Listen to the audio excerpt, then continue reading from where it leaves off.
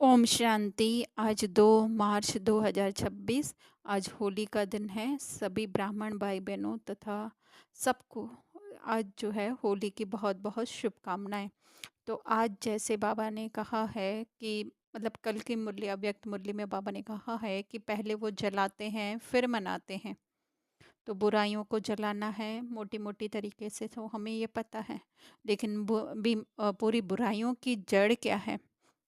एक स्थूल रीति से तो हमें दिखाई देता है कि जो हमारे द्वारा कोई ऐसा अकर्तव्य होता है तो वो है बुराई। पर वो भी क्यों हो रही है उसकी जड़ तक जाने के लिए कि उसको, उस देह को हम अपना समझ करके बैठे हैं, जिस देह को प्रोटेक्ट करने के लिए, देह के नाम मान शान को प्रोटेक्ट करने के लिए हमारे द्वारा जो है वो बुरा कर्तव्य होता है, प्रोटेक्ट करने के लिए या उसको एंटरटेन करने के लिए। तो जो ड्रामा में फिक्स स्क्रिप्ट है वो तो चलेगी, लेकिन उस स्क्रिप्ट को, उस हम कहें कि लूप को रोकने के लिए हमें क्या करना पड़ेगा। लूप को रोकने के लिए पहले लूप को समझना पड़ेगा कि हम इस लूप में फंसे हुए हैं। तो वो जब हमें पता होगा कि इस लूप में, तो लूप से तो मैं बाहर हूँ, है ना, धीरे धीरे, क्योंकि आज हमारे विचारों की गति इतनी फास्ट है कि हम स्वयं को लूप में फंसा हुआ हम समझते हैं। लेकिन बाबा आकर के ज्ञान दे करके हमें समझाते हैं कि तुम लूप से बाहर हो। जस्ट जो उस लूप को देखते देखते तुम्हें ऐसा प्रतीत होता है कि तुम लूप में फंसे हुए हो, है ना। तो वो अपने संकल्पों की गति धीमी करने के लिए बाबा जो है बार बार हमें योग में बैठने का अभ्यास कहते हैं कि बैठकर सिटिंग योग करें, और चलते फिरते भी जो है हम अपने उस संकल्पों को कंट्रोल करके इस देह से डिटैच अपने आप को हम समझें। तो जितना जितना वो हम प्रैक्टिस बार बार दिन में करते रहेंगे तो धीरे धीरे इस लूप से हम बाहर आते जाएंगे। मतलब बाहर आते जाएंगे क्या, हैं ही बाहर, पर अपनी बुद्धि में जो हमने ये बसा करके रखा है कि मैं लूप में फंसा हुआ हूँ, वो धीरे धीरे हमारी बुद्धि लूप से बाहर निकलती जाएगी। इसलिए ही जो बाबा हमें चक्र का उदाहरण देते हैं कि 84 का चक्र है, अर्थात उस चक्र को देखते देखते हमें लगता है कि हम ही वो हैं। तो यही इसी का यादगार जो है वो हमें होली के रूप में भी आता है।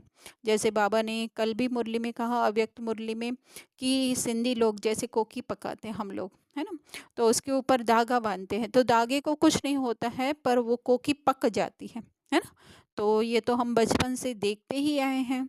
तो कोकी पक जाती है, गोल होती है कोकी, तो उसका मतलब क्या होता है कि ये 84 जन्मों का पाठ, पूरा चक्र जो है वो हम अच्छी तरह से निभाते आए हैं। हम जस्ट उसको जो है वो निभाते हुए देखने वाले हैं। लेकिन आत्मा को जो है कोई भी आग टच नहीं कर सकती है। आत्मा को विकारों की आग, ओरिजिनल आत्मा को जो है वो विकारों की आग टच नहीं।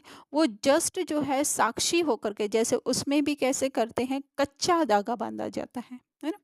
तो इसी तरह से आत्मा, ओरिजिनल आत्मा जो है वो एक्चुअली में बंधी हुई तो नहीं है, बस जस्ट जो है उसको देखने वाली है। तो ये 84 जन्मों का पाठ हम जो बजाते हैं वो अच्छी तरह से बजाते हैं। उसी का यादगार है पक जाना, कोकी पक जाना। तो वो हम इसको जैसे जैसे जो है वो सूक्ष्मता में, गुह्यता में जा कर के समझेंगे, तो हो सकता है कि ये होली जो है हमारे लिए तीव्र पुरुषार्थ का गेट बन जाए। वरना हम स्वयं को जो है वो कोकी मान करके बैठे हुए, कोकी कहीं जल ना जाए, है ना। तो उसके लिए क्या करना पड़ता है, भले वो धागा है बंधा हुआ उसके ऊपर, लेकिन फिर भी क्या करना है, हमें अटेंशन रखना है अपने आप के ऊपर, कि बार बार देखना है कि कहीं मैं अपने आप को वो कोकी तो नहीं समझ रही हूँ। नहीं, मैं वो धागा हूँ, है ना।